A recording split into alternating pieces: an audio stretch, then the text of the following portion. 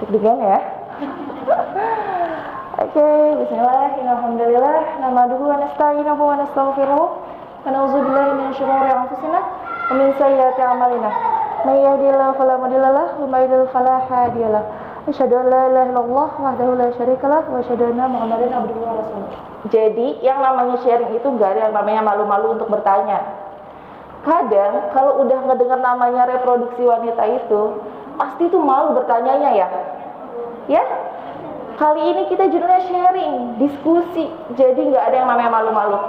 Kalau misalkan nanti ada yang malu mau bertanya, boleh dicatat, nanti dikasih ke panitia. Oke? Nah, pada kesempatan kali ini kita akan membahas kesehatan reproduksi wanita dalam perspektif medis. Karena tak kenal maka tak sayang, jadi izinkan saya memperkenalkan diri. Nama saya Aisyah Nur Sidikoh. Saya putri sulung dari 9 bersaudara. Adik anak paling kecil baru 10 bulan. Dan usia anak saat ini adalah 23 tahun. Belum menikah. Nah, terus dari itu, anak adalah seorang bidan. Kemudian di samping menjadi bidan, Ana sebagai business owner. I build my own brand. Aku buka usaha baju aku sendiri, aku desain sendiri, aku jahit sendiri, dan aku pasarkan sendiri. Sampai akhirnya bisa sampai saat ini. Kemudian di samping menjadi seorang bidan dan business owner, aku juga sebagai salah satu tenaga kesehatan medis di kota Bekasi. Di samping itu, saya juga bergerak sebagai relawan remaja, pengurus relawan remaja, yaitu Pay It Forward. Jadi buat kalian yang masih pada muda-muda, pengen yang namanya tahu gimana sih caranya jadi relawan, gimana sih caranya bisa sharing sama orang banyak, boleh nanti kita sharing lebih banyak. Oke? Untuk pendidikan, saya lulusan dari Pondok Pesantren SMA Al-Minhaj Sahabah Bogor. Ada yang tahu? Mungkin ada yang saudara sekolah di sana. Kemudian langsung lulus tahun 2017, langsung melanjutkan studi kebidanan lagi di tahun 2019-2020 aku lulus. Kemudian saya melanjutkan studi kebidanan lagi yang alhamdulillah lulus awal tahun ini, dan masya Allah tabarakallah, tidak sampai di situ. Saat ini saya masih melanjutkan studi kebidanan lagi, yang insya Allah lulus di awal tahun depan. Jadi yang namanya belajar tuh nggak ada yang namanya capek. Belajar terus. Karena apa? Karena nanti kita akan menjadi ibu, ya kan? Kita akan menjadi ibu, bahkan ada yang udah ibu-ibu. Ya, ibu-ibu aja nggak berhenti gitu buat belajar. Apalagi kalian yang masih muda, oke? Belajar terus. Karena ingat, yang selalu aku ingat adalah ada keluarga yang perlu dibanggakan. Yang pertama. Yang kedua, anak-anak aku nanti berhak lahir dari rahim ibu yang hebat dan ibu yang sehat. Itu yang harus diingat. Itu yang akan menjadi pemicu semangat kalian untuk ke depan. Oke, aku rasa cukup untuk perkenalannya. Kita masuk ke materi kesehatan reproduksi. Oke, kita masuk ke materi kesehatan reproduksi. Menurut WHO, World Health Organization, Organisasi Kesehatan Dunia, kesehatan reproduksi adalah suatu keadaan fisik, mental, sosial yang utuh, bukan hanya bebas dari penyakit atau kecacatan. Boleh sambil dicatat, oke? Dalam aspek yang berhubungan dalam sistem reproduksi beserta fungsinya, oke? Kemudian, sebenarnya sistem reproduksi itu apa aja? Sistem reproduksi wanita tuh banyak banget. Di sini Ana memasukkan ilustrasinya. Kadang apalagi yang masih muda-muda, berpikir, emang kalau hamil itu posisinya ada di mana? Bayi itu ada di mana? Kan perutnya kecil, nanti ususnya kelipat enggak? Pasti banyak pemikiran-pemikiran seperti itu. Bisa dilihat di sini, bagian terbesar yang seperti segitiga itu adalah rahim. Disitulah tempat bayi kalau di dalam rahim, itu adalah tempatnya. Loh Kak, terus nanti kalau misalkan di dalam situ bahaya dong. Nanti kalau misalkan dalam situ dia ntar kenapa-napa dong. Enggak. Ketika nanti adanya kehamilan, bayi itu akan dilapisi oleh yang namanya selaput ketuban. Di dalam situlah dia berkembang terus. Dia dari usia 5 minggu sampai 40 minggu. Disitulah kalian dulu. Hebat ya wanita, Masya Allah. Allah itu menciptakan yang namanya wanita itu spesial. Tidak sampai di situ. Hebatnya itu nggak cuma sampai di situ. Ada yang namanya yang panjang, yang jalur itu ada 2, itu namanya tuba atau saluran rahim. Yang di bawah sini, yang bulat 2 itu namanya indung telur. Nah, di dalam situ ada yang namanya sel telur kecil-kecil. Dan di bawahnya ini ada leher rahim, atau di bawah yang kecil itu ada yang namanya mulut rahim. Nah, nanti kalian keluar dari situ. Gimana sakitnya melahirkan itu? Hebat.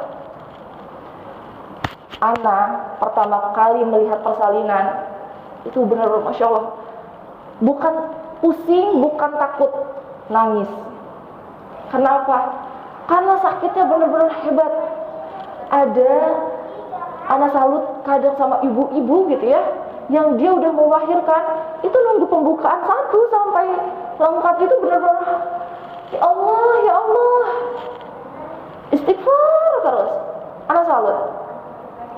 Tapi tanggung jawab kita sebagai bidan adalah membantu persalinan itu berjalan dengan lancar. Kalian tahu, kalau boleh Ana sambil berdiri ya. Kalian tahu yang namanya persalinan itu nanti para bayi turun ke sini. Sebesar ini, lebih besar daripada ini, turun terus sampai palanya terlihat di depan vulva atau di depan vagina. Setelah itu bayi baru bisa lahir. Pala loh, diameter pala tuh berapa sih? Diameter pala tuh besar, bisa belasan bahkan sampai puluhan. Itulah hebatnya wanita. Nggak ada yang namanya wanita itu kayak gini, saya nggak mau hamil karena saya nggak mau melahirkan itu sakit. Kalau ada wanita seperti itu, dia bukan wanita. Iya.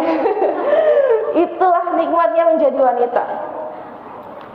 Makanya kalian harus gimana caranya berbakti sama ibu baru ayah.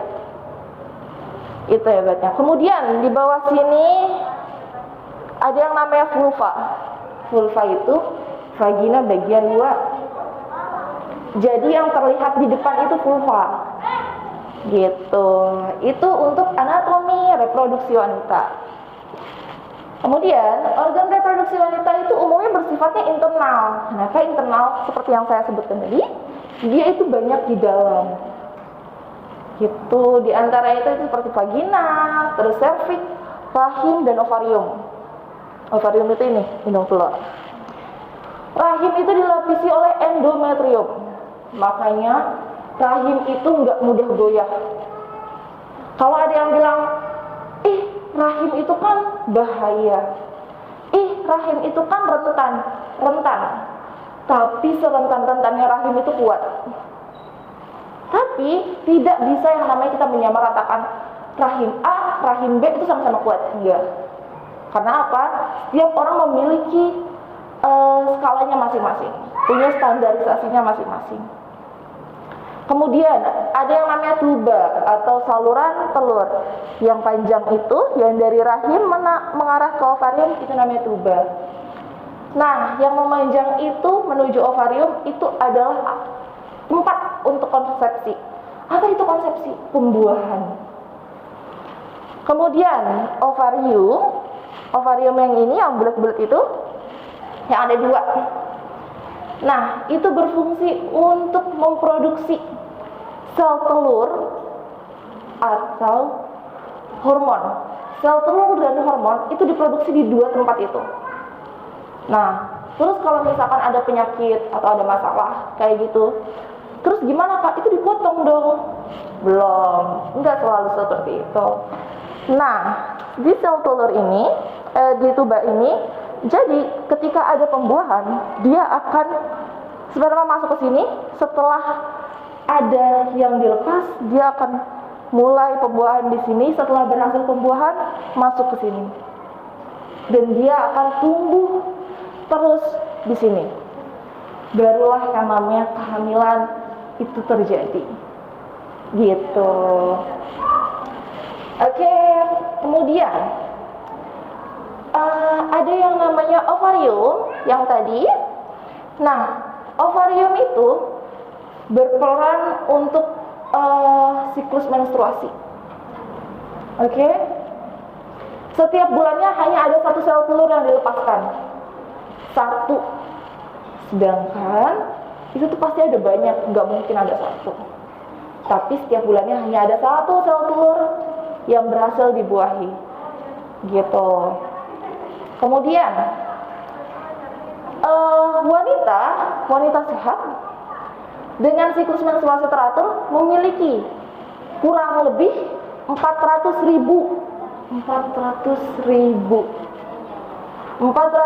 sel telur dan akan mengalami 400 kali ovulasi. Karena kan setiap bulan hanya mengeluarkan 1 sel telur. Karena dia ada 400.000 sel telur, dia bisa mencapai 400 kali ovulasi. Ovulasi itu apa? Pembuahan. Oke. Kemudian selanjutnya masalah kesehatan reproduksi. Ini nih yang kadang disepelekan oleh kita. Masalah kesehatan reproduksi itu bukan masalah yang sepele. Dia tidak seperti penyakit radang, batuk pilek, enggak. Kalau masalah reproduksi sudah terjadi sama seseorang, itu harus segera diobati. Kak, emang masalah reproduksi itu ada apa aja? Banyak banget masalah reproduksi itu. Tapi yang saya sebutkan di sini adalah sesuatu yang sering disepelekan. Ada gangguan haid, atau kita biasa kenalnya nyeri menstruasi, nyeri haid ya. Kalian kadang ada yang bilang, aduh mau menstruasi perutnya jadi nyeri ya. Ada yang menyepelekan itu banyak. Karena Anda pernah pesantren dan Anda juga tahu namanya santri seperti apa, mereka berpikirnya nyeri menstruasi itu adalah sesuatu yang sangat biasa. Padahal enggak. Selama nyeri menstruasi itu tidak mengganggu aktivitas, ada loh yang nyeri menstruasi itu sampai dia nggak bisa bangun. Ada di sini yang sampai nggak bisa bangun? Mudah-mudahan nggak ada. Yang kedua, dia tuh bisa sampai pusing hebat, migrain. Yang ketiga, dia biasanya tuh nyeri haid hebatnya sampai dia kenapa nih kursinya? Sampai dia mau pingsan, lemes banget. Ada juga yang dia sampai mual, muntah, dan dia nggak bisa makan. Itu. Terus kayak gitu normal atau enggak? Nanti kita bahas. Kemudian ada infertilitas. Infertilitas itu apa? Infertilitas itu adalah masalah kesehatan reproduksi juga. Nanti kita bahas. Ada infeksi menular seksual. Enggak deh, kayaknya nggak mungkin deh kalau anak kena infeksi menular seksual. Belum tentu. Infeksi menular seksual itu tidak selalu dilandasi oleh seksualitas. Maksudnya berhubungan enggak selalu. Oke, kemudian kita bahas yang pertama, gangguan haid. Yang pertama, adanya kelainan banyaknya darah dan lamanya pendarahan lebih dari 8 hari. Kalau menurut fikih wanita kalau nggak salah 14 hari ya 14 hari. Dalam kesehatan medis adalah 8 hari. Terus kakak ambil yang mana? 8 hari atau 14 hari? Tergantung. Semua tergantung kondisi. Apabila darah yang keluar hebat, banyak, dan itu satu pembalut itu dia bisa penuh dari depan sampai belakang tuh penuh kayak orang pendarahan. Terus itu udah ganti, terus dia ganti lagi seperti itu lagi, dan itu jangka waktunya pendek, misal 3 jam sekali, itu pembalut udah penuh semua, dan itu berlangsung selama 8 hari sampai 14 hari. Kalau dalam fikih wanita 14 hari, saya lebih prefer ke 14 hari. Karena apa? Karena dilihat dari kondisi yang seperti saya bilang. Kalau misalkan lebih dari itu gimana kak? Itulah masuk yang namanya gangguan haid. Kemudian kelainan siklus menstruasi kurang dari 21 hari atau lebih dari 35 hari. Emang yang namanya siklus menstruasi itu seperti apa kak? Siklus menstruasi adalah kalian pertama haid nih, misal tanggal 10. Nah, terus berputar setelah kurang dari 21 hari misal dari haid kalian pertama, misal cuman 20 hari atau 15 hari deh, udah menstruasi lagi. Itu kenapa kak? Kita lihat kondisinya. Apakah itu terjadinya pendarahan yang cukup hebat juga? Apakah darahnya gumpalan? Apakah dia itu hanya pendarahan biasa yang dia belum lulus semua rahimnya? Seperti itu. Dilihat dari kondisi. Terus lebih dari 35 hari atau tidak menstruasi selama berbulan-bulan. Ada yang nggak menstruasi berbulan-bulan? Ada. Sebenarnya pada dasarnya menstruasi itu sangat dipengaruhi oleh pertama siklus kita hari-hari, pola hidup. Yang kedua, makanan. Yang ketiga, begadang. Yang keempat, stres, banyak pikiran. Yang kelima untuk ibu-ibu adalah KB. Ada yang KB ibu-ibu? Ada. Oke. Nah, sebenarnya hal seperti itu perlu ditanda tanya. Kak, saya KB sebulan, tapi nggak menstruasi. Tapi teman saya, tetangga saya, KB sebulan, dia menstruasinya lancar. Terus kak saya KB 3 bulan kok nggak menstruasi. Sedangkan di sini tertulis kalau misalkan menstruasi 3 bulan itu masuk gangguan haid. Kan saya jadi overthinking. Sebenarnya enggak. Kalau yang namanya menggunakan hormonal, sesuatu KB hormonal, itu pasti akan mempengaruhi hormon yang ada pada tubuh ibu-ibu. Jadi jangan kaget yang namanya pakai KB suntik, KB pil, KB implan, itu akan mempengaruhi siklus menstruasi. Dan itu pasti akan dijelaskan sama bidannya. Seharusnya ya.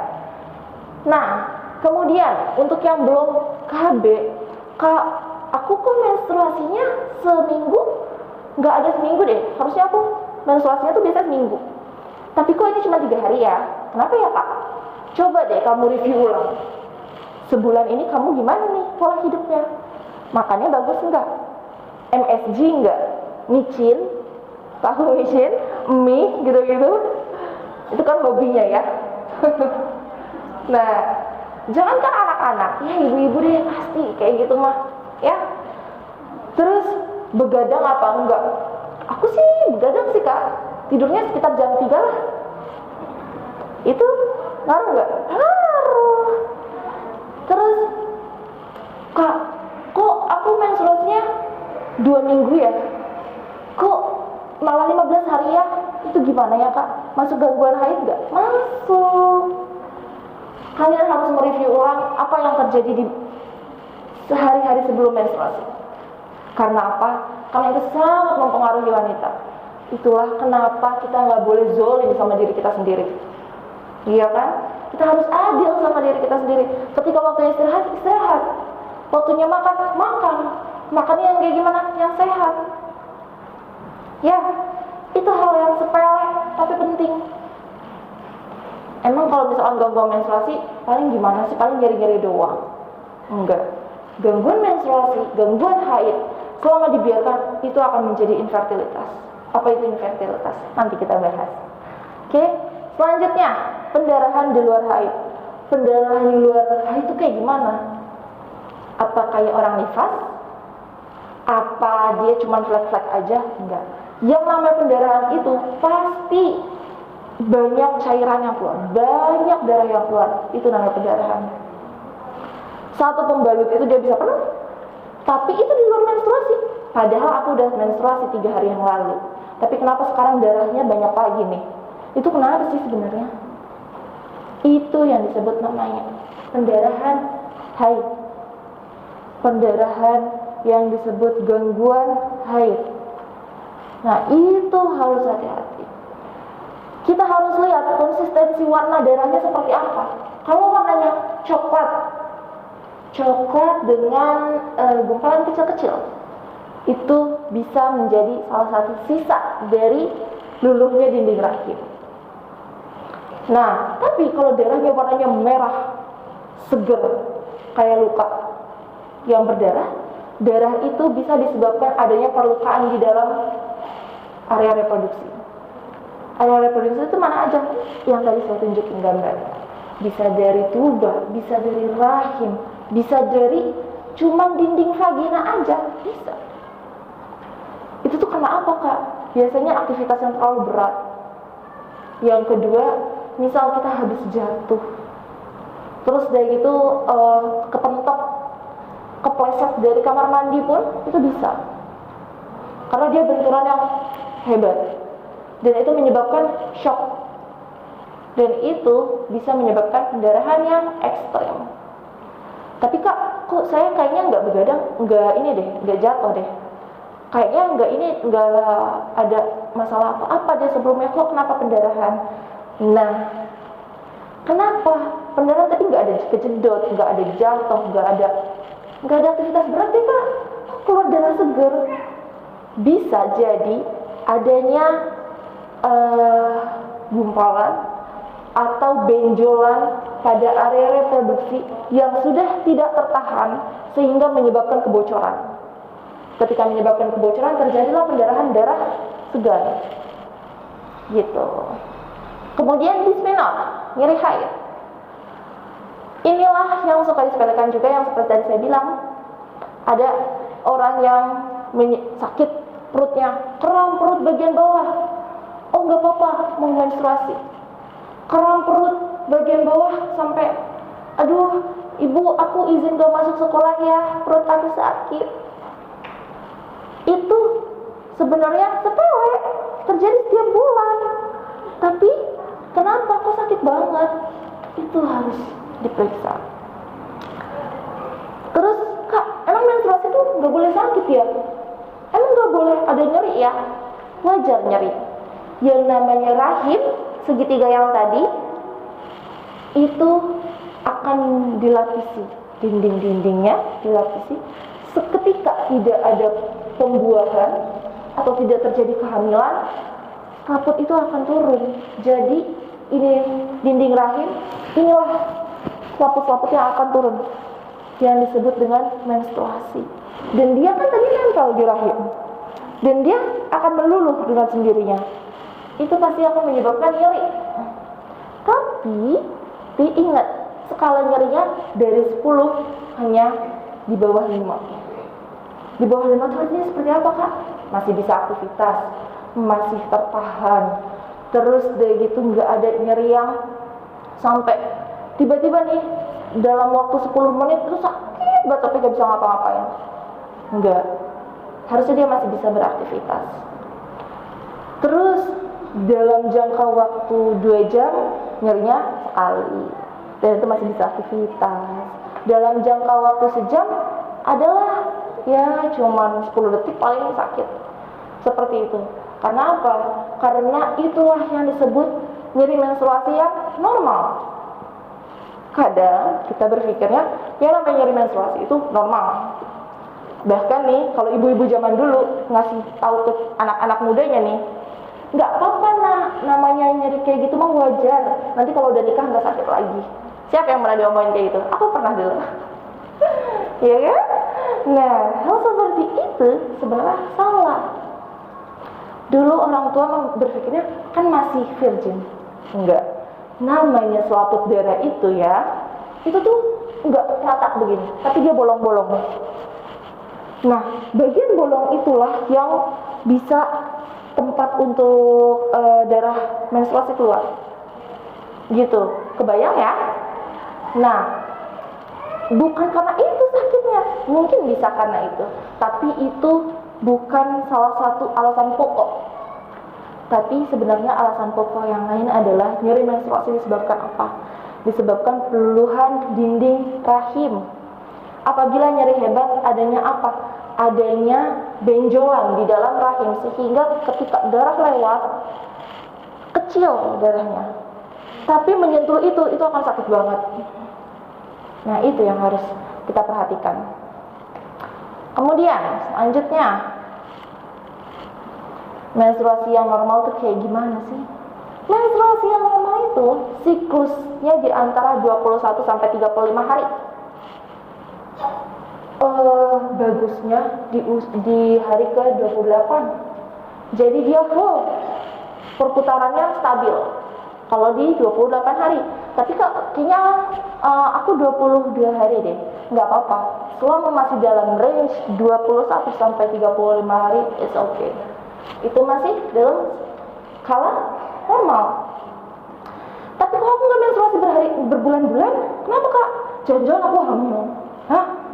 Enggak. Kalian harus cari tahu yang tadi aku bilang, oke? Kadang nih anak-anak muda tuh suka sensitif, Bu. Suka, kenapa ya? Kok aku nggak menstruasi? Padahal bisa jadi hormonnya lagi nggak stabil, gitu. Kemudian nyeri tidak lama dan tidak terlalu sakit, ya. Seperti yang saya bilang, ada skalanya. Itu tuh masih bisa tertahan harusnya. Dan dia nggak nyeri banget biasanya.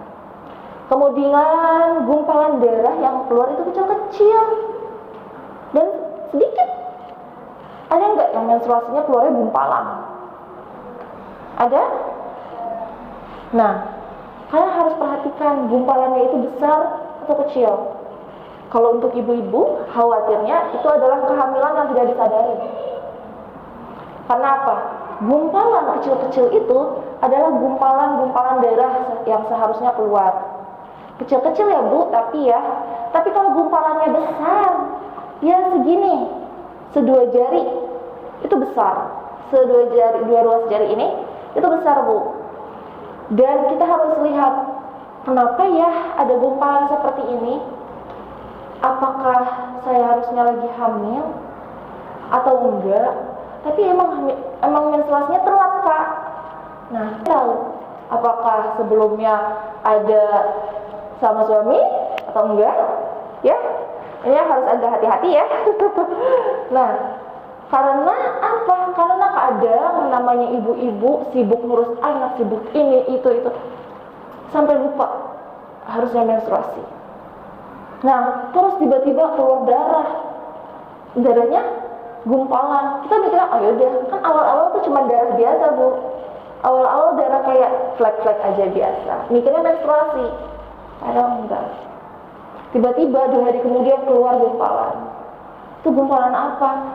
Khawatirnya itu adalah gumpalan kantung janin yang harusnya berkembang. Harusnya dia menjadi janin, tapi nggak jadi. Keluarlah gumpalan hebat, dan ketika keluar gumpalan itu biasanya nyeri yang hebat. Pernah ada pasien yang mengeluh seperti itu juga. Dia nggak sadar kalau dia menstruasi, tapi dia aktivitas jualan, angkat ini itu segala macem ya. Nggak kita sadar tiba-tiba kayak flek-flek aja gitu. Ibu lihat deh, darahnya tuh warnanya seperti apa? Apakah darahnya merah? Apakah darahnya kecoklatan? Awal-awal pasti hanya bercak coklat, Bu. Jangan disepelekan. Awal-awal bercak coklat seperti kayak mau menstruasi. Tapi lama-lama, berapa hari kemudian, ada 2 hari kemudian, itu keluar darah yang biasa seger.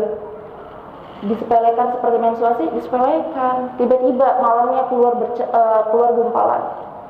Itu yang harus berhati-hati. Setelah keluar gumpalan itu biasanya terjadi apa? Pendarahan. Pendarahan yang cukup aktif karena dia sudah besar, Bu. Nah, kalau sudah besar kayak gitu berarti pengeluarannya sudah ekstra dari dalam. Gitu. Kemudian jumlah volume darah yang keluar normal. Emang normalnya itu kayak gimana?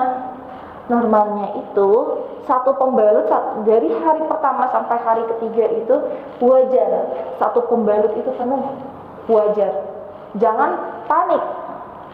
Itu di 1 hari sampai hari ketiga ya. Tapi hari keempat, hari kelima itu biasanya kadang pakai pembalut nggak keluar, kadang giliran nggak pakai pembalut dia keluar. Apa dia paham sama diri kita ya? Enggak sih. Cuma dia itu akan meluluh dengan sendirinya, tidak langsung semuanya. Kalau langsung semuanya, pasti kalian merasa sakit banget. Itulah hebatnya.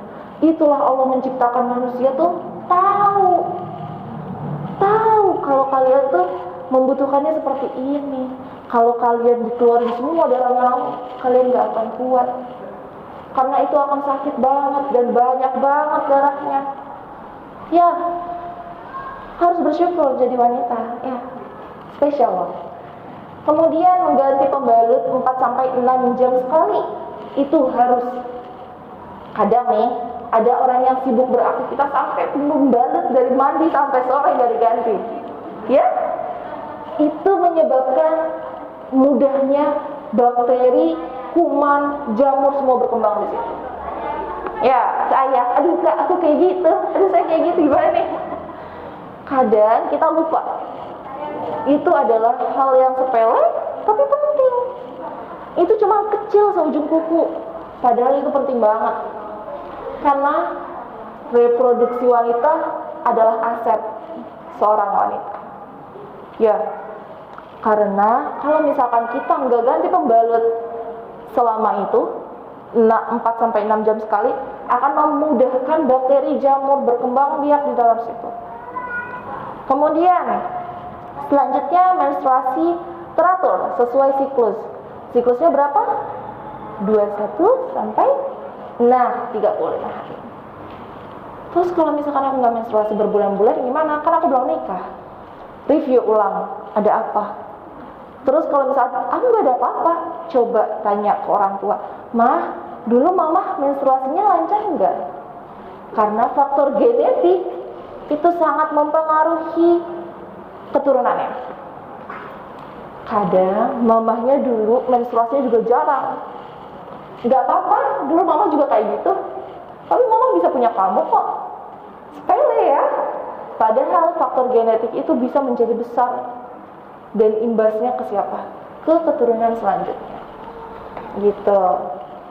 Oke, selanjutnya. Infeksi menular seksual. Infeksi menular seksual itu apa aja sih? Infeksi menular seksual itu apa? Infeksi menular seksual itu adalah infeksi yang terjadi di daerah seksualitas. Disebabkannya apa aja? Ini ada beberapa faktor, ada bakteri, virus, dan jamur. Terus klasifikasi mereka itu kenapa? Kalau yang disebabkan oleh bakteri loh. Kalau menstruasi pembalut yang nggak diganti itu menyebabkan adanya bakteri atau jamur. Jamur dulu. Setelah jamur nanti berkembang menjadi bakteri. Terus. Nah, bakteri itu penyakit yang disebabkan oleh bakteri ada gonore dan sifilis. Ada yang pernah dengar gonore atau sifilis? Enggak. ini harus hati-hati. Sayang, gonore itu disebabkan oleh bakteri namanya Neisseria gonorrhoeae. Gonorrhea dan sifilis, Bu, itu adalah dua penyakit yang berbeda ya, Bu. Jangan terkecoh. Ada yang bilang gonorrhea dan sifilis itu sama. Biasanya orang kenal gonorrhea itu kencing nanah. Ya, kalau misalkan sifilis itu orang kenalnya raja singa. Tahu raja singa? Jadi kencingnya tuh sakit gitu dan berdarah. Nah, terus kalau sifilis itu disebabkan oleh bakteri namanya Treponema pseudomonas. Itu disebabkan dua bakteri yang berbeda. Jadi mereka beda penyakit, beda bakteri. Cuman orang mengenalnya sama karena awal mulanya sama.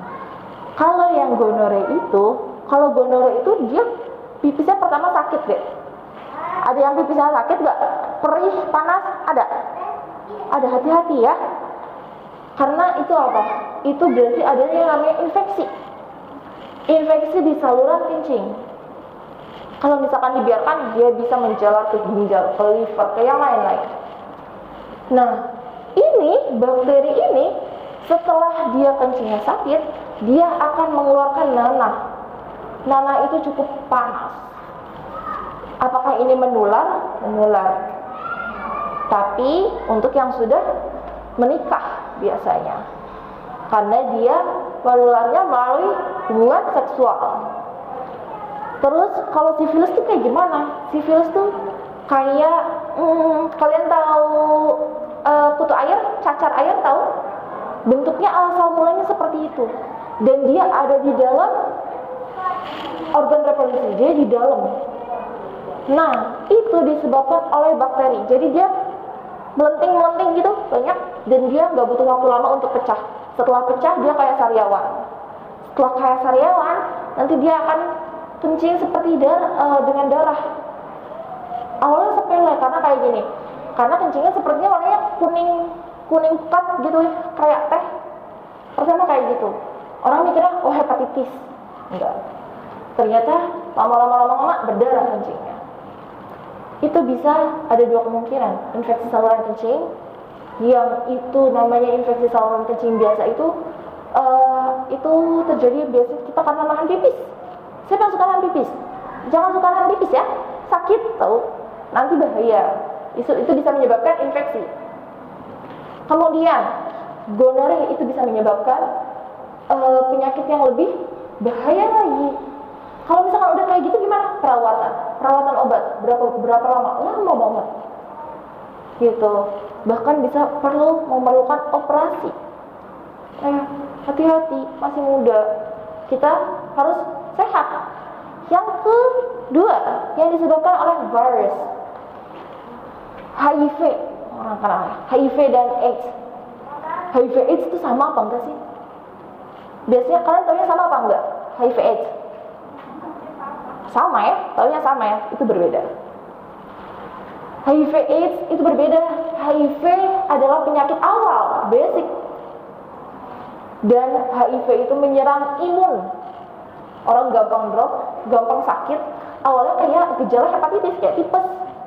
Lama-lama diikuti oleh bibir pecah-pecah, lidah pecah-pecah. Kemudian menyerang imun. Dia dikit-dikit sakit, dikit-dikit ini, dikit-dikit itu. Terus gimana? Apakah perlu diobatin? Perlu. Dicek dulu biasanya. Nah, karena namanya human immunity virus, dia menyerang imun. Apalagi orang yang punya autoimun. Udah itu. Kalau udah autoimun, nah HIV, itu perlu hati-hati banget. Kemudian ada yang namanya herpes simplex. Herpes simplex itu kayak gimana? Dia biasanya ada di depan vagina, mulut vagina. Kan kalau vagina tuh, sorry ya, di situ tuh ada yang namanya klitoris ya.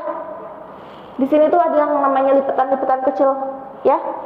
Nah, biasanya dia ada di daerah situ. Kayak gimana Kak bentuknya? Bentuknya seperti cacar, sisi-sisinya merah, dan itu panas, perih, sakit. Tapi awalnya gatal, terus digaruk. Terus kayak gitu luka infeksi. Padahal itu herpes. Semakin dia digaruk, semakin dia pecah, semakin membanyak. Ya, itu sangat bahaya. Karena apa? Karena ketika cairan itu masuk ke dalam vagina, infeksi di dalam saluran vagina bisa naik ke rahim, bisa naik ke tuba, bisa naik ke yang lain-lainnya. Itu cuma cairan kecil, padahal gatal. Ya. Terus kemudian ada yang namanya HPV, Human Papilloma Virus. Human Papilloma Virus ini sebenarnya kita suka sepele, nggak ngeh, karena dia bentuknya kecil, kayak kutil. Kutil kecil banget, dia kecil, nggak akan berasa kalau nggak kita usap halus. Itu adanya di mana? Itu adanya di mulut vagina, di agak menuju ke dalam, itu ada biasanya. Terus di bagian bawah dekat anus, itu juga bisa ada. Bahkan bisa ada di daerah dalam. Itu awalnya kecil, dia memang jangka waktunya panjang, Bu. Jangka waktunya panjang, bisa 5-15 tahun untuk menjadi banyak. Nah, ketika dia udah banyak, itu akan menyebabkan apa? Cancer, kanker. Kanker gimana kok? Serem banget sih masuk kanker. Itulah orang mikirnya, oh nggak apa-apa, ini mah kecil-kecil, ini mah mama juga ada di mata nih, padahal itu bukan penuaan. Ya, suka kayak gitu. Terus itu bisa menular. Karena apa? Karena adanya pertukaran darah atau cairan vagina. Itu bisa menular. Makanya nggak boleh yang namanya handuk itu pinjam-pinjaman. Tuh, ya santri, handuk, sabun, bata, nggak boleh ya, tukar-tukaran ya dek ya. Itu bahaya. Pun di keluarga juga seperti itu. Usahakan pakai sabun cair, ya. Itu juga sangat cepat penularannya. Kecil, tapi dia cepat penularannya. Perkembangbiakannya dalam jangka waktu 5-10 tahun. Kalau imun orang sedang drop, itu bisa cepat. Nah, itu namanya Human Papilloma Virus yang bisa menyebabkan cancer. Kemudian jamur atau candidiasis, keputihan. Ada yang keputihan banyak ini mah ya. Nah, keputihan ini sepele banget. Kayak paling kecapean, ya. Paling ini, paling itu, paling. Padahal enggak. Keputihan itu adalah hari-harinya wanita, dan wanita harus bersahabat dengan keputihan. Terus keputihan yang tidak normal itu kayak apa? Aku mau mohon maaf, ini gambarnya kalau agak terlihat jijik, tapi ini butuh, ya. Oke, aku sambil berdiri. Ini keputihan yang abnormal.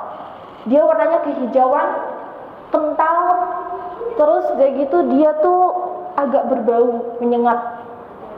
Baunya kayak apa? Baunya bukan soal amis, nggak melulu amis, tapi baunya itu apa ya? Kalian pernah nyium tahu yang agak lama didiemin? Baunya kayak gitu. Terus dia nggak langsung hijau, dia biasanya agak putih tapi kehijauan gitu loh, keruh, ya. Terus yang normal itu kayak gimana? Yang kayak gini, ketika ditarik begini, dia akan ikut memanjang kayak mozzarella. Dia itu bening biasanya. Kalau bening itu menunjukkan dia mau menstruasi atau sedang masa subur. Nah, ada lagi yang lebih jelasnya lagi, lebih signifikannya lagi, seperti apa keputihannya. Pernah tahu ampas tahu? Ampas tahu ya? Iya, jadi dia kalau diginiin tuh ngecap-ngecap bekas kayak gini nih. Atau ampas susu basi, ya kayak gitu. Dia nggak begitu bau menyengat, tapi dia teksturnya seperti itu. Nah, keputihan yang kayak gini itu tuh harus hati-hati. Kadang orang berpikirnya kita kecapean. Terus keputihan yang normal itu kayak gimana? Keputihan yang normal itu dia bentuknya putih dan licin ya. Karena kalau misalkan ada yang putih nggak licin, itu berarti kayak gini. Kalau putih, licin, itu normal. Kalau kayak gini, nih bening dan dia tuh elastis gitu loh, itu dia normal. Biasanya mau menjelang menstruasi atau ketika masa subur gitu. Nah, terus keputihan yang gak normal itu kan baunya gak sedap. Kadang kita duduk begini, itu kecium baunya. Nah, emang baunya kayak apa? Kayak ikan asin bukan? Bukan. Bau ikan asin, kayak ikan asin itu bukan sesuatu yang khasnya dari keputihan. Vagina kita punya aroma yang khas banget. Dia hampir kayak mau ikan asin tapi enggak kayak gitu. Baunya deng. Nah terus kayak gitu, baunya memang agak asem gitu loh. Karena apa? Karena pH-nya yang ada di vagina itu. Kemudian terjadi perubahan warna cairan vagina. Cairan vaginanya itu kayak gini, yang kayak hijau ya, atau seperti kayak gini. Ini kan putih kak, kan katanya normalnya putih, tapi enggak yang seperti ini. Putihnya itu harusnya jelly. Terus ketiga, keluarnya cairan vagina disertai rasa gatal. Nah biasanya keputihan seperti ini itu gatal di vagina, dan keputihan yang biasa yang normal yang kayak gel itu juga biasanya bikin gatal vagina. Karena apa? Karena dia di situ biasanya banyak jamurnya, jadi itu bikin gatal. Terus kemudian jumlah meningkatnya secara tiba-tiba, jadi tiba-tiba tuh banyak sampai celana dalam tuh basah. Ada yang celana dalamnya sampai basah kayak ngompol gitu. Nah hal seperti itu kadang mikirnya kita, oh enggak, saya habis aktivitas ini lagi kecapean.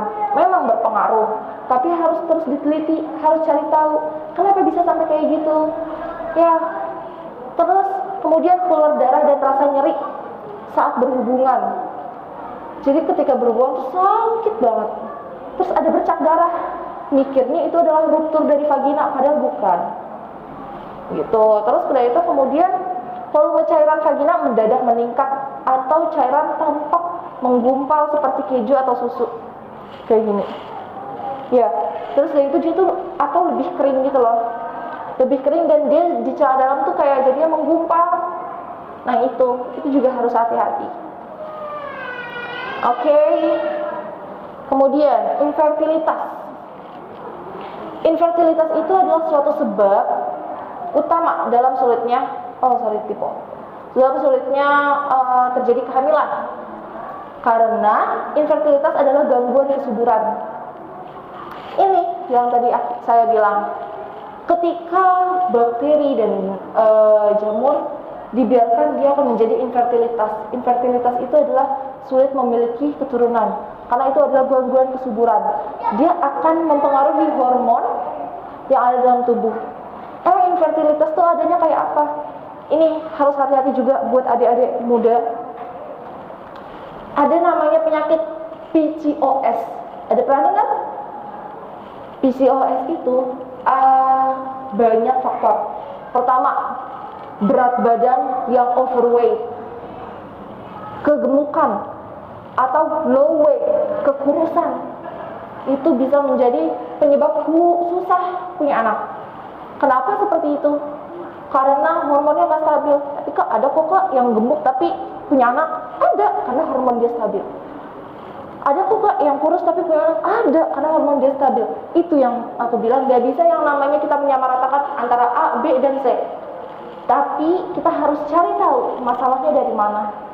Terus yang kedua, terlalu banyak mengonsumsi MSG, Masako, Royco, micin, Sasa gitu-gitu. Itu bisa menyebabkan penyakit PCOS, karena itu mengubah yang namanya reproduksi wanita. Itu nggak bagus. Jangankan buat cewek, laki-laki aja nggak bagus makan micin ya. Itu terus dari itu, infertilitas tuh ada dua, ada primer dan sekunder. Kalau primer itu biasanya yang belum pernah punya anak sama sekali, jadi dia belum punya anak, terus dari itu dia susah untuk mendapatkan keturunan. Tapi kalau yang sekunder itu untuk yang sudah mempunyai anak dan tiba-tiba dia sulit lagi untuk punya anak, itu infertilitas sekunder. Nah, terus kita bisa tahu kita ada infertilitas tuh kayak gimana.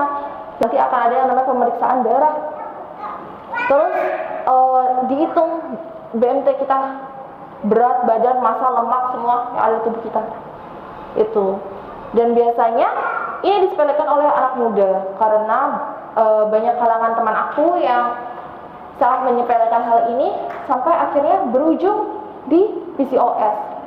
Dia harus program hamil selama 3 tahun, akhirnya berhasil hamil, Masya Allah, tapi dengan bantuan dokter, seperti itu. Jadi buat yang muda-muda harus hati-hati ya. Makannya olahraga, suka olahraga enggak? Kenapa? Jalan aja, lari kecil di asrama ya, atau olahraga bareng-bareng sama teman-teman. Hal itu penting, sepele tapi penting banget. Oke. Kemudian cara menjaga kebersihan organ reproduksi kayak gimana sih? Ada yang suka mencukur bulu kemaluan? Ada pasti. Itu sebenarnya tidak boleh dan tidak dianjurkan. Fungsinya bulu-bulu itu untuk apa? Untuk menahan bakteri, jamur, untuk nggak langsung mengenai daerah permukaan vagina. Tapi gimana, risih? Dipotong aja sedikit-sedikit tapi nggak boleh dicukur habis. Ya, karena ketika dicukur habis itu pori-pori itu membuka. Itu tuh namanya daerah situ tuh kulitnya tipis banget. Jangankan daerah situ, coba deh kalian cabut bulu ketiak, kan nggak gitu sakit ya, karena dia permukaannya tebal. Coba aja alis, pasti sakit karena dia ininya tipis, dan daerah vagina itu lebih tipis lagi, jadi nggak boleh dicabut. Kadang ada nih yang nyabut-nyabutin, terus dia tuh keluar kayak kulit ayam yang bintik-bintik itu dia iritasi. Dan karena pori-pori kulit membuka, jadi si bulu-bulunya itu dicabutin. Nah itu nggak boleh. Tapi kalau aku mah nggak dicabutin sih, tapi pakai jilet sama aja. Apalagi pakai jilet. Ya, kalau pakai jilet itu adalah besi kan, dia mudah korosi. Apalagi besi yang udah korosi tetap dipakai, itu sangat-sangat bahaya. Jadi jangan pernah yang namanya cabut-cabutin atau mencukur habis daerah kemaluan. Ya, itu nggak boleh. Mudah banget bakteri, jamur masuk ke situ. Jadi itu beresiko. Kemudian mengganti celana dalam minimal 2 kali sehari. 2 kali sehari itu kalau kitanya nggak mudah keringetan dan nggak lagi keputihan banyak. Tapi kalau lagi keputihan banyak dan mudah keringetan, baiknya itu bisa 3-4 kali ganti. Karena apa? Karena dia tuh harus tetap kering. Kemudian ketika menstruasi gantilah pembalut 4-6 jam sekali. Ya. Terus untuk tidak membersihkan vagina menggunakan sabun. Siapa yang suka cebok pakai sabun? Enggak boleh. Ya, kalau nggak ada keluhan bermasalah seperti gatal atau adanya infeksi, itu nggak dianjurkan pakai sabun cebok. Mau itu Lactasit, mau itu Purbasari, apapun itu, apalagi sabun mandi. Karena apa? Karena vagina kita memiliki tingkat pH atau tingkat keasaman yang seharusnya normal. Vagina kita juga ada jamurnya, tapi itu jamur-jamur baik. Ya, gunanya apa? Gunanya untuk memproduksi lendir-lendir yang ada dari vagina itu, dia enggak sampai iritasi. Kalau misalkan jamur bakteri itu enggak ada dalam vagina kita, seperti Lactobacillus, itu seperti apa? Itu akan mudah terserang oleh bakteri-bakteri jahat. Langsung penyakit-penyakit itu mudah masuk. Dan tingkat keasaman pada vagina kita itu adalah 7. Nggak boleh lebih daripada itu. Kalau lebih daripada itu biasanya kering, perih, kayak luka, kayak iritasi, dan gak boleh kurang daripada itu. Makanya kalau mandi jangan dicebok pakai sabun mandi, ya nggak apa-apa kapan biar bersih. Kan risih tau kak kalau nggak bersih, ya karena itu bukan bersih, itu membunuh. Ya, terus namanya membersihkan vagina itu cukup pakai air bersih yang mengalir. Pastikan air itu bersih, jangan air yang ada korosi dari besi. Itu memudahkan bakteri dan menyebabkan infeksi pada vagina. Nggak boleh ya kalau bisa. Kalau misalkan air di rumahnya kayak gitu gimana? Pakai ada sterilan air, nah itu boleh. Karena itu hanya merubah keasamannya aja. Keasaman jadi air yang standar, yang normal. Tapi kalau misalkan sampai pakai sabun-sabun kayak itu, jangan ya dek ya, jangan ya bu ya, nggak boleh.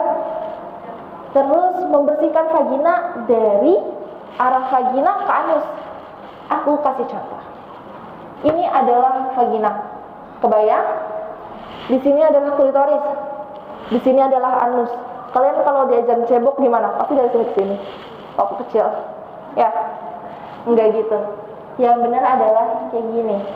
Dari depan ke belakang. Terus nanti kalau kan sama aja dari depan ke belakang. Terus nanti kalau mau bersihin dari depan ke belakang lagi, kan bekas belakang ke depan lagi. Ya, setelah dari depan ke belakang dibersihin tangan. Bersihin tangan, bersihin lagi, bersihin tangan, bersihin lagi gitu. Karena apa? Karena kalau misalkan dari sini ke sini bakteri yang ada di sini masuk semua dong ke sini. Apalagi ke klitoris, ke saluran kencing. Lubang vagina dan saluran kencing berbeda ya ibu-ibu ya. Beda ya dek ya, saluran kencing sama vagina, lubang vagina yang besar itu beda ya sayangnya. Nah jadi ngebersihinnya dari sini ke sini, dari sini ke sini. Setelah itu dibersihkan dari sini ke sini, gitu ya. Terus kalau misalkan abis buang air besar terus kayak gitu kan, coba nggak mungkin nggak pakai sabun kan ngebersihinnya. Pakai boleh daerah anus aja, makanya yang dibersihin itu daerah sini. Kalau abis BAB ya kan. Nah, kalau kalian habis pup bersihin dari sini, itu nggak apa-apa baru pakai sabun, karena anus dan vagina itu adalah dua yang berbeda. Anus itu lebih kuat daripada vagina. Vagina itu lebih rentan. Ketebalan kulit dan keelastisannya itu berbeda. Jadi harus lebih hati-hati. Kalau anus, insya Allah lebih aman. Oke, kemudian pastikan vagina selalu dalam keadaan kering. Siapa yang kalau habis cebok nggak pernah dikeringin? Langsung aja kita pakai celana. Aku. Itu banyak terjadi. Jangankan pada anak muda, anak ibu-ibu, sama ibu-ibu banyak. Padahal seharusnya itu dikeringin. Ya, terus keringinnya pakai apa? Pakai tisu? Apa pakai handuk? Kalau lagi pergi-pergi nggak mungkin kita pakai handuk, bawa handuk gitu kan nggak mungkin ya kak. Harusnya dikeringkan itu baiknya pakai handuk yang selalu dijemur. Kenapa? Karena kalau dijemur kotoran-kotoran itu pada mati, pada kalah, karena dia nggak bisa di daerah panas. Makanya kenapa kadang kalau misalnya habis pakai alat nih disterilin, namanya steril itu panas, itu membunuh bakteri. Sama kayak dijemur, baju dijemur membunuh semua bakteri. Handuk pun gitu. Boleh pakai tisu, tapi tisunya bukan tisu wajah yang gampang putus loh. Tahu kan tisu wajah yang gampang putus? Nah kayak gini nih. Ya kan tisu ini kalau kena air dia akan sobek dan akan meninggalkan sisa-sisa. Ada tisu yang dia lebih keras teksturnya. Kalau nggak salah kayak apa gitu ya. Ini kan paseo ya. Ada lagi. Bukan tisu dapur tapi ya. Tisu dapur kan keras ya. Kayak buat ngelap piring ya. Enggak, ada dia teksturnya lebih keras daripada ini. Bukan lebih keras, dia lembut tapi dia nggak mudah sobek. Nah, boleh pakai itu. Karena kalau pakai tisu khawatirnya kita buru-buru tiba-tiba tertinggal di sini. Nah, itu kan nggak bagus. Ya. Gitu. Oke, selanjutnya terima kasih. Aku nggak kasih materi yang banyak penuh sampai kepala pecah. Kita di sini diskusi. Oke, jadi ada yang mau bertanya boleh bertanya. Terus kalau malu bertanya boleh dicatat dikasih ke panitia. Ya, itu aja. Oke, mungkin ada yang ingin ditanyakan. Gimana moderator? Silakan. Insyaallah kami ucapkan syukran wa jazakillahu khairan kepada Ustazah Aisyah Nursidikoh. Selanjutnya akan dibuka sesi tanya jawab untuk hadirin yang ingin bertanya. Insyaallah akan langsung dijawab oleh Ustazah Aisyah. Oh, oke.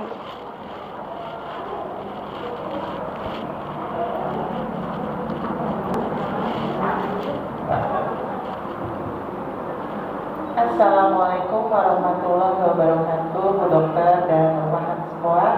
Waalaikumsalam warahmatullahi. Alhamdulillah kita mendapatkan ilmu ya, ini ilmu kewanitaan nih dok. Ya, Betul. Ya, terima kasih sekali ini sudah sharing sama kita. Nah, mudah-mudahan bermanfaat buat adik-adik ya. Saya usianya sudah mau 50 dok. Masya Allah. Iya, jadi alhamdulillah waktu gadis itu menstruasi saya normal, 28 hari siklusnya. Iya, benar. Nah sekarang sudah nggak gadis nih dok. Iya. Jadi 1 tahun belakangan ini saya agak bertanya-tanya juga karena menstruasinya 3 bulan baru dapat, 4 bulan baru dapat gitu. Waktu itu sempat saya konsul, katanya saya mendekati dengan pra-menopause seperti itu. Nah, ini kebetulan pas mau berangkat ini saya dapat nih dok. Setelah udah mau 2 bulan nggak dapat nih dok. Oke. Nah, yang saya tanyakan, menopause sendiri itu ditandai dengan apa dok gejalanya? Terus kemudian apakah benar ketika nanti kita menopause itu kita sudah tidak ada seperti yang cairan tadi itu yang lubrikasi. Ya seperti itu ya dok. Jadi ketika kita melakukan hubungan kita sudah tidak bisa mengeluarkan itu apakah benar dok? Itu yang perlu saya ketahui ya dok. Ya alhamdulillah sih saya tidak pernah melakukan program KB apapun dok. Anak saya sudah 2, jadi saya tidak menggunakan KB apapun dari semenjak menikah. Oke. Demikian dok, mudah-mudahan ini bisa jadi wacana saya mempersiapkan masa-masa menopause ya dok. Syukran. Wassalamualaikum warahmatullahi wabarakatuh. Waalaikumsalam warahmatullahi wabarakatuh. Oke, izin menjawab dari Ibu siapa? Ibu Prabu. Oh, Prabu. Oke. Ibu sudah menginjak usia 50 tahun. Yang namanya menopause itu pasti terjadi. Ya. Terus menopause itu kapan? Karena aku masih muda. Menopause itu bisa dilihat dari usia menarche. Menarche itu apa? Menarche itu usia hari pertama kalian menstruasi. Aku menstruasi usia 13 tahunan lah, gitu misal. Ada cara hitungnya. Dari ilmu kedokteran ada cara kehitungan. Nah, untuk ibu sudah sudah jarang menstruasi di usia seperti ini, itu dalam kategori wajar, Bu. Itu wajar karena premenopause itu akan terjadi ciri-cirinya ya, Bu. 1, menstruasi akan lebih jarang. Bisa 3 bulan sekali, tiba-tiba 2 bulan sekali, bisa enggak menstruasi sama sekali dalam kurun waktu 6 bulan mungkin. Nah, biasanya semakin lama menstruasi terjadi, itu adalah semakin mendekati menopause, Bu. Yang kedua, ciri-cirinya apalagi? Biasanya disertai perutnya agak sakit menjelang menstruasi kemudian. Atau udah lama kan menstruasi, tiba-tiba menstruasi yang hebat. Itu pasti agak sakit. Karena apa? Karena dia udah tidak ada pelapisan kembali, Bu. Pelapisan ulangnya itu pasti akan sedikit dan akan membutuhkan waktu lama. Jadi ketika itu si luluhnya dinding rahim itu akan menyebabkan sakit yang hebat itu menjelang menopause. Dan itu akan biasa ada disertai pusing, kram perutnya hebat. Biasanya nih kalau misalkan ibu keluar nih darahnya agak lemes atau agak mudah capek. Nah, itu adalah tanda-tanda menopause atau pre-menopause. Terus apakah betul kalau misalkan kita nanti udah tidak memproduksi lubrikasi lagi? atau cairan yang gel seperti itu. Betul Bu, betul, karena organ reproduksi kita itu pasti akan ada masanya. Kalaupun ada Bu, nggak akan sebanyak seperti biasanya, dan itu sangat normal Bu. Dan kalau udah menjelang menopause seperti ini, itu biasanya udah nggak terlalu banyak. Kalau misalkan ibu ngeh, pasti nggak terlalu banyak. Dan itu biasanya sedikit sekali yang ada. Malah ada yang udah premenopause udah nggak memproduksi lubrikasi gel lagi Bu. Tapi ketika ada yang memproduksi lubrikasi gel, itu tidak semua orang bisa mendapatkan lubrikasi gel itu premenopause. Kadang nih dia udah menstruasinya udah jarang, dia udah nggak memproduksi itu lubrikasi gel lagi, dan itu sangat wajar, jadi nggak perlu khawatir. Terus apa yang perlu dipersiapkan ketika kita menjelang premenopause? Premenopause itu yang perlu disiapkan adalah mental pastinya. Yang kedua, diri kita pastikan baik-baik saja dalam keadaan sehat. Karena ada orang yang nggak kuat ketika mau premenopause, itu tuh sakit, apalagi dia ada riwayat persalinan banyak. Nah, itu harus juga hati-hati. Yang paling harus dipersiapkan adalah mental, jadi nggak perlu kaget kalau misalkan itu terjadi, ya. Karena yang namanya menopause itu kita nggak bisa prediksi, hitungan hanyalah hitungan. Tapi reproduksi wanita itu akan berhenti kapanpun. Bahkan ada yang namanya menopause dini, usia 30 tahun itu bisa langsung menopause Bu. Jangan kan 30 tahun, 24 tahun bisa Bu namanya menopause dini. Itu karena apa? Karena makanan, pola hidup gitu-gitu. Nah, jadi untuk saat ibu ini, ibu itu di kondisi normal, ya, jadi nggak perlu khawatir. Oke, mungkin itu aja. Sama-sama. Ada lagi yang mau bertanya? Udah, silahkan. Mikir.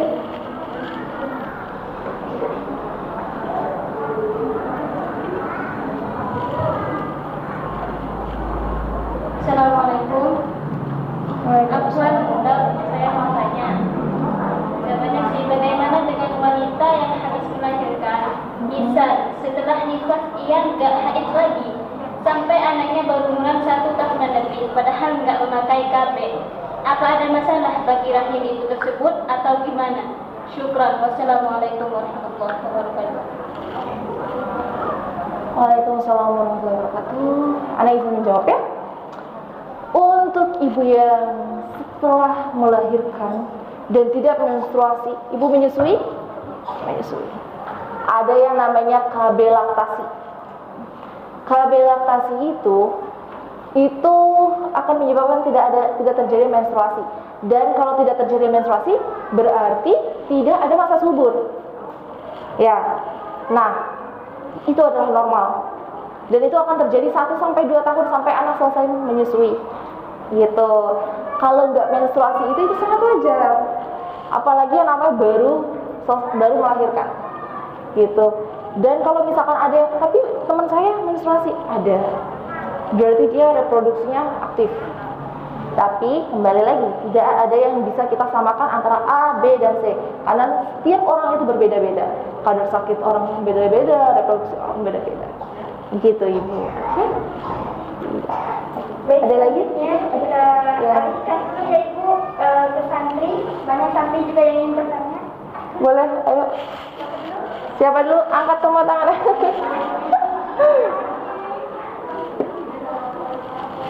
Assalamualaikum warahmatullahi wabarakatuh. Waalaikumsalam warahmatullahi wabarakatuh. Bapak Dok mau tanya, kalau di masa muda kayak gini, pembalut tuh ada yang nggak cocok nggak sama kita? Soalnya kadang ada yang pakai pembalut ini gatal, yang ini gimana gitu. Itu aja sih maksudnya Dok. Oke. Sebenarnya ketidakcocokan pembalut itu pasti ada. Namanya pembalut itu kan sama aja ya. Pembalut itu kayak tisu-tisu juga ya dia. Enggak. Pembalut itu bisa menyebabkan terjadinya ketidakcocokan. Dan itu enggak cuma sama anak muda, sama ibu-ibu, sama semuanya. Terus gimana kita tahu yang namanya kita nggak cocok membalut bukan hanya gatal, biasanya diiringi oleh iritasi. Pertama, kalian review ulang. Kok ini kayak gini ya? Saya gatal. Apakah kamu udah cukup mengganti pembalutnya? Udah rajin menjaga kebersihannya? Atau enggak? Coba kalau misalkan kamu udah rajin ngebersihin vagina, udah ganti pembalut rajin, terus dari itu nggak ada masalah yang lain, ganti coba merek pembalutnya. Bisa jadi itu adanya ketidakcocokan pada pembalut. Dan dianjurkan pembalut itu yang nggak ada wangi-wanginya ya. Ada pembalut yang pakai wangi-wangi dan itu nggak dianjurkan. Karena wangi itu menambah ingredients pada pembalut tersebut. Sedangkan ingredients pada pembalut tersebut itu belum tentu bagus untuk kita. Gitu. Oke? Ada lagi yang mau bertanya? Dilanjutkan untuk sebelah kanan. Malu kak?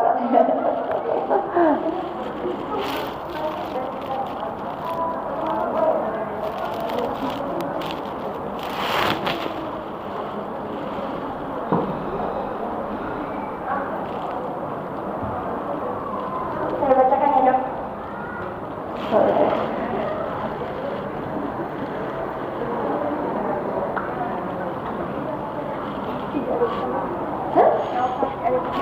Iya. Ini pertanyaan dari santri. Kak, kenapa sih aku kalau haid deras terus? Habis itu kepalanya pusing banget, pinggang pegel banget. Terus di bagian vagina sama payudara sakit banget. Sama kalau BAK-nya warna merah gitu deh. Makasih Kak, Bu Dokter, Kak Aisyah. Oke, aku jawab ya. Boleh dipinjam kertasnya?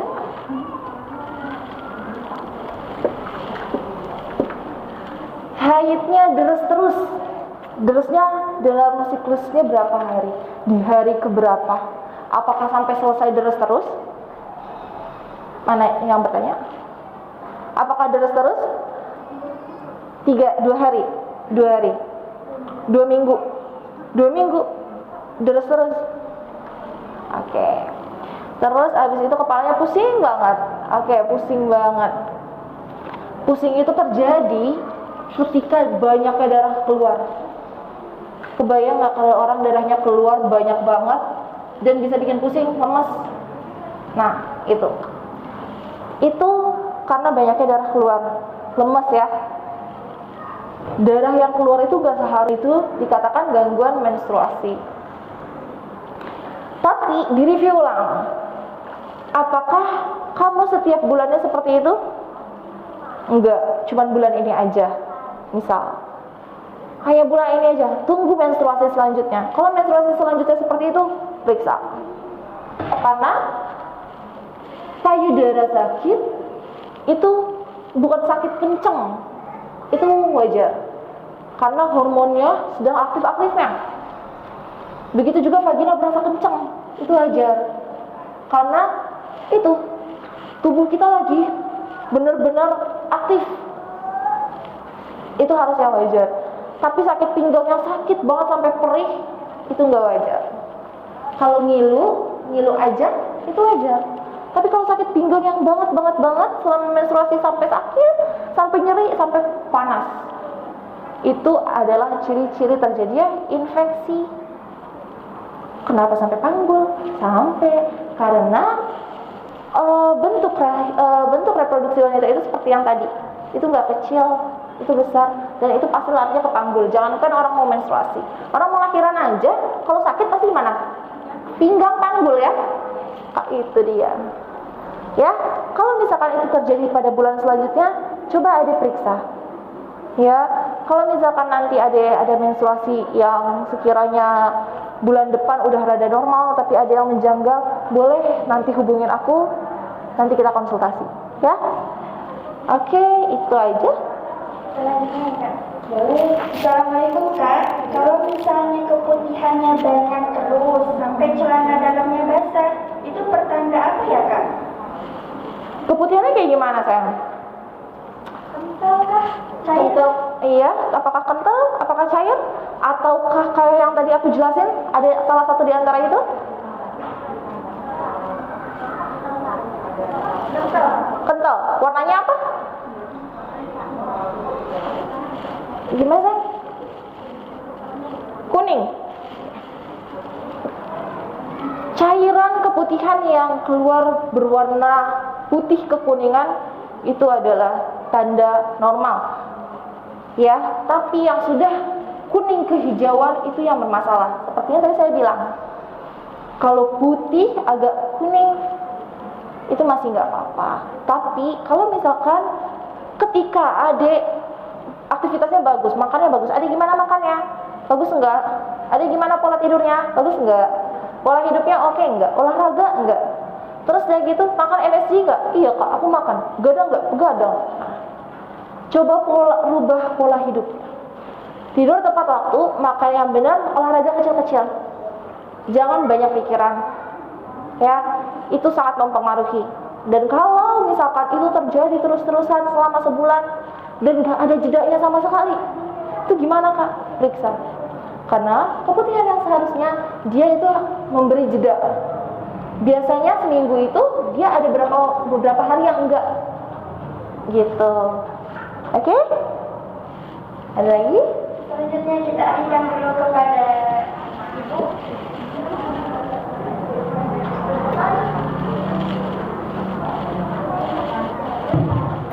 Assalamualaikum warahmatullahi wabarakatuh. Waalaikumsalam warahmatullahi wabarakatuh. Mau curhat nih Ustazah. Boleh. Ini Ustazah, saya punya putri, ada 2. Anak saya yang pertama umurnya 23 atau 24. Dia alat kesehatan di Puskesmas. Oke. Terus yang saya tanyakan begini Ustazah, anakku itu dalam sebulannya tuh sering main terus.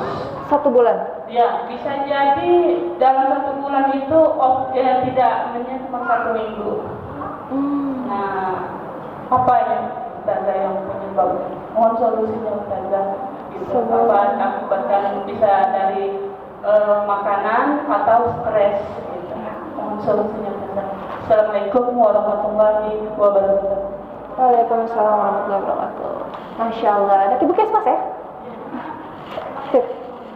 Oke, jadi sebulan bisa seminggu doang nggak menstruasi. Khawatir. Oke. Pertama, yang harus dilakukan adalah review ulang. Apakah anaknya kecapean? Apakah dia pola makannya oke? Pola hidupnya itu sangat berpengaruh. Dan pikiran, Bu, stres itu sangat berpengaruh juga. Biasanya anak kuliah, apalagi kesehatan, itu tuh mikirnya keras. Karena saya pernah seperti itu. Karena setelah saya review ulang, itu saya persiapan ujian, jadi benar-benar keras, begadang, makannya nggak benar, terus banyak pikiran, dan itu terjadi. Malah saya cuman 3 hari nggak menstruasinya. Nah, ibu di review ulang dulu, apakah bulan selanjutnya nih, bulan kemarin, bulan sebelumnya seperti itu terus, seperti itu juga. Nah, kalau misalkan bulan selanjutnya masih seperti itu, atau bulan kemarin masih seperti itu harus diperiksa, Bu. Ini semenjak kan mau sini sekarang ya. Apa? Pasien COVID.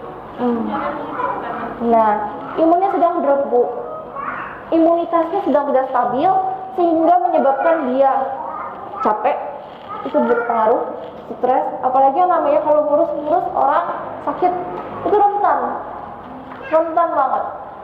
Karena ketika kita imunnya nggak stabil, terus kita di kalangan orang yang drop, gimana kita nggak kena?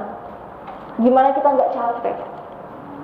Itulah tubuh wanita. Kalau misalkan dia sedang drop, dia akan menunjukkan caranya seperti apa. Seperti tadi, keluarnya darah yang banyak. Apakah darahnya selalu banyak? Apa seperti menstruasi biasa, bercak, lama-lama bercak gitu ya? Banyak, kayak menstruasi biasa. Nah, kalau misalkan di bulan besok ya Bu, ini berarti udah bulan keberapa?